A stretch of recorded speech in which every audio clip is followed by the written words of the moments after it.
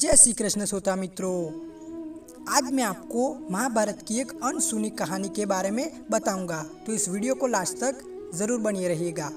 और लेकिन उससे पहले अभी तक आपने हमारा चैनल सब्सक्राइब नहीं किया तो सब्सक्राइब कर देना और बाजू में लगे बेल आइकन को भी दबा देना ताकि मेरी वीडियो की नोटिफिकेशन आपको सबसे पहले मिल सके। तो चलिए शुरू कर लेते हैं इस अनसुनी महाभारत की कहानी से। महाभारत का युद्ध समाप्त हो चुका था। महाराज युधिष्ठिर राजा बन चुके थे। अपने चारों छोटे भाइयों की सहायता से वह राजकाल चला रहे थे। प्रजा की भलाई के लिए पांचों भाई मिलजुल कर रहते थे। जो कोई दिन दुखी फरियाद लेकर आता उसकी हर प्रकार से सहायता की जाती। एक दिन युधिष्ठिर राजभवन में बैठे एक मंत्री से बातचीत कर रहे थे। किसी समस्या पर बड़े ही गहरे विचार में वो डूबे थे। तभी एक ब्राह्मण वहां पहुंचा। कुछ दुष्टों ने उस ब्राह्मण को सताया था। उन्होंने ब्राह्मण की गाय उनसे छीन ली थी।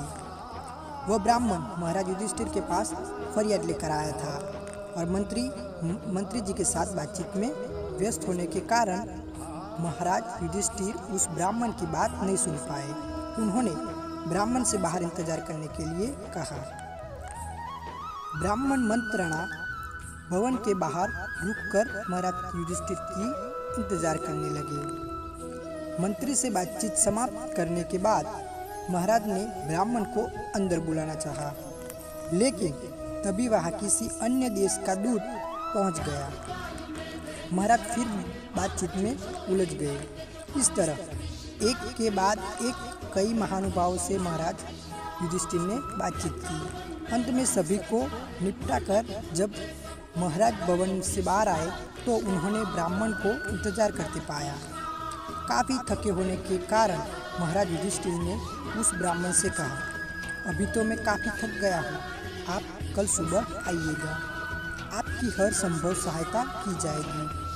इतना कहकर महाराज अपने विश्राम करने वाले भवन की ओर चल बढ़े। ब्राह्मण को महाराज युधिष्ठिर के व्यवहार से बहुत निराशा हुई। वह दुखी मन से अपने घर की ओर लौटने लगा।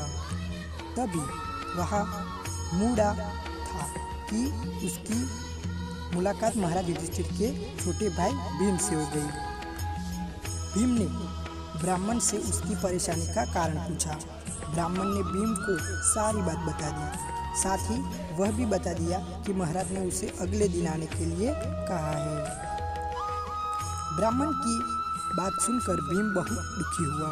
उसे महाराज युधिष्ठिर के व्यवहार से भी बहुत निराशा हुई। उसने मन ही मन कुछ सोचा और फिर द्वारपाल को जाकर आज्ञा दी, सैनिकों से कहो कि विजय के अवसर पर बजाए जाने वाले जो नगाड़े होते हैं उसे बजाया जाए। आज्ञा का पालन हुआ।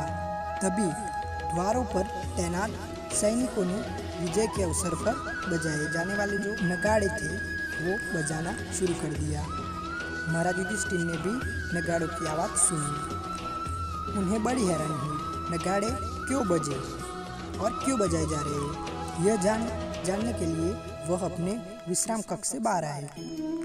कक्ष से बाहर निकलते ही उसका सामना भीम से हो गया। उन्होंने भीम से पूछा, विजय के अवसर पर बजाए जाने वाले नगाड़े क्यों बज रहे हैं और हमारी सेनाओं ने किसी शत्रु पर विजय प्राप्त की है। भीम ने नम्रता से उत्तर दिया, महाराज हमारी सेनाओं ने तो किसी शत्रु पर विजय प्राप्त नहीं की, तो फिर ये नगाड़े क्यों बज रहे हैं। महाराज ने हैरान होते हुए पूछा। क्योंकि पता चला कि महाराज युधिष्ठिर ने काल पर विजय प्राप्त कर ली है, भीम ने उत्तर दिया। भीम की बात सुनकर महाराज की हैरान हो गए और आगे बढ़ गए। उन्होंने फिर पूछा, मैंने काल पर विजय प्राप्त कर ली है, आखिर तुम कहना क्या चाहते हो। भीम ने महाराज की आंखों में देखते हुए कहा, महाराज अभी कुछ देर पहले आपने एक ब्राह्मण से कहा था कि वह आपको कल मिले, इससे आपकी मृत्यु नहीं हो सकती। आज काल आपका कुछ नहीं बिगाड़ सकता। यह सुनने के बाद मैंने सोचा कि अवश्य अपने काल पर विजय प्राप्त कर ली होगी, नहीं तो आप उस ब्राह्मण को कल मिलने के लिए न कहते। यह सोच कर मैंने विजय के अवसर पर नगाड़े बजने की आज्ञा ली। भीम की बात सुनकर महाराज युधिष्ठिर की आंखें खुल गई। उन्होंने अपनी भूल का पता लग चुका था। तभी उन्हें पीछे खड़ा हुआ ब्राह्मण दिखाई दे गया। उन्होंने उस बात सुनकर एकदम उसकी सहायता का आवश्यक प्रबंध करवा दिया। अब जानते हैं कि इससे हमें क्या शिक्षा मिलती है। तो नीतिवान लोग कहते हैं कि आज के काम को कल कभी पर नहीं छोड़ना चाहिए, क्योंकि कल तो काल का नाम है।